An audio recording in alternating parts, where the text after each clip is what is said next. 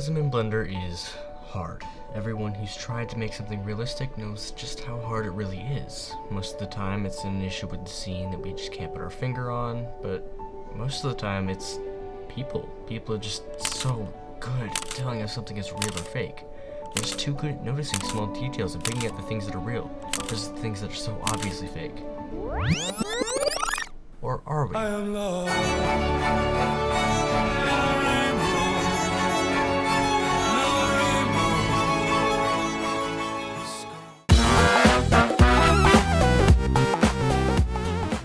Now, there is nothing more realistic than reality, since we base our understanding of realism based on our experiences in real life. Unless you're watching a Chris Jones video, then he makes real life look like the Uncanny Valley. Regardless though, what better reference to make something realistic than reality itself? So, once you have your scene in mind, collect reference photos to study so that your scene looks as real as possible. In my case, I modeled the scene after this marble that I have on my desk for some reason, so you can use physical references as well. Once those references are collected, it's time to hop into Blender and start making your scene. Disclaimer, this video is a weird mix of photorealism explanations and a scene breakdown. There may be a couple things I don't talk about, so sorry about that. I just figured I'd break down this scene. To start out, you need to have a good idea of what your scene will be like. I wanted the scene to look like someone took a picture of a marble on a table, so I started with that. The marble was constructed by just simply subdividing a UV sphere and shading it smooth. The texture wasn't anything insane, just a little more complex than a basic principled shader. First thing I used was the principled BSDF to set the transmission to 1 and the roughness all the way down. This can also alternatively be done by using a glass BSDF or a transmission shader, but I prefer the principled BSDF. Now, there's something you may know about real life. It isn't perfect. There are many imperfections in real life that, if not present in a render, can really sap its realism. So, in order to make this marble more realistic, we can add surface imperfections to it. The method I used is, in my opinion, the better option, as it uses PBR materials to create a realistic result. If your PC can't handle these though, feel free to use noise textures, as those can work too. They just require a little bit more fine-tuning. Come on. What the?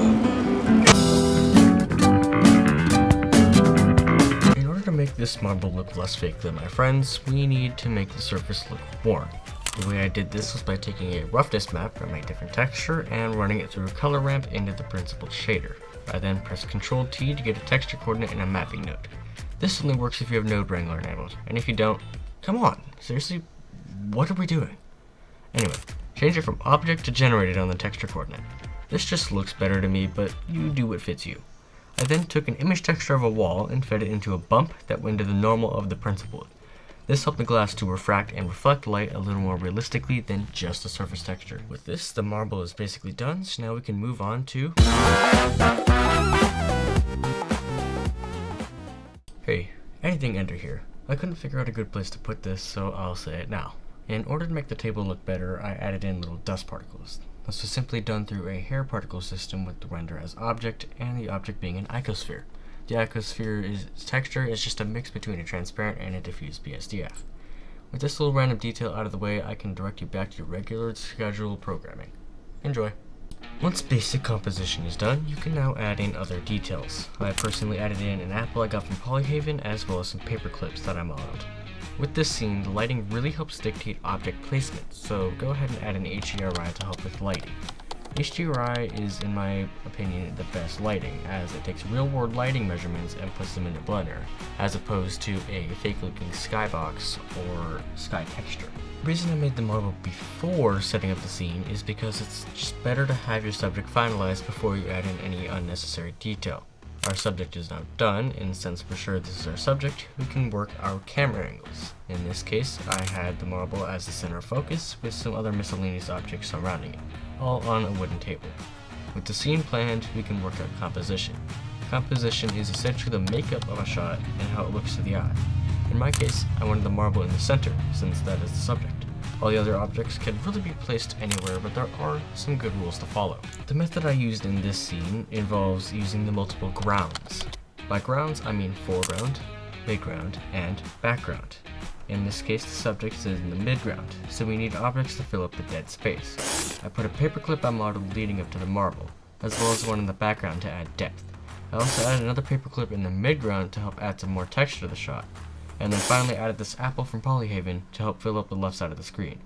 These paper clips also act as guides, essentially pointing your eyes to the marble. This apple helps fill the remaining dead space while mixing up the objects present in the scene. A good way to tell which side to fill up relies on another composition trick I learned while making this.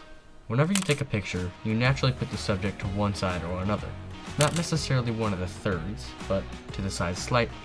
Implementing this in a render makes it look much more natural, as if a person took the photo. In my case, the subject was to the right, so I filled up the left side of the image.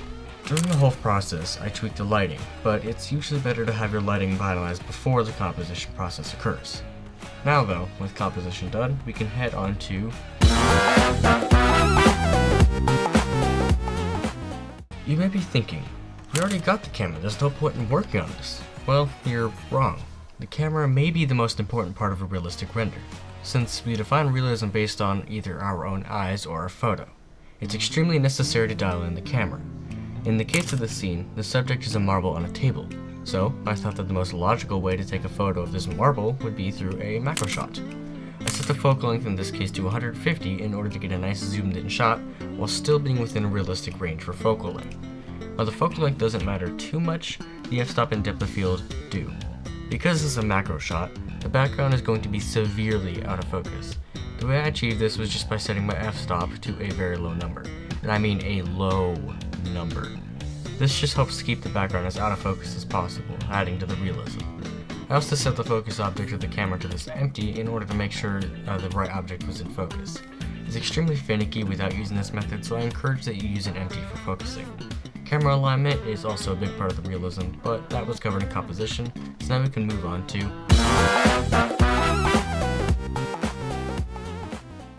This is going to be a relatively short segment, as most of the stuff you should all know. The only noticeable settings in my render menu is that my samples are set to 1500 with denoise enabled. I recommend going higher, but I didn't want to wait forever for the render, so I kept it at 1500. With the compositing tab though, there's more to unpack. Not to get confused with composition, compositing is the post-processing of a shot. In my case, I have 3 node groups and a lens distortion node present. The lens distortion simply adds a little bit of fisheye to the image, present in all cameras, at least so far. Dispersion turns up the amount of chromatic aberration visible in a render. Now, my 3 node groups have a lot going on, but I'll simplify them. The first is chromatic aberration, which is intended to add strips of color to objects.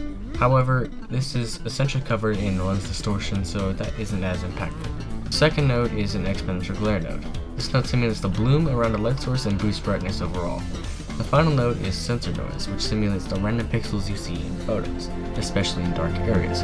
With all of this out of the way, you can finally make your renders look exactly like a photo.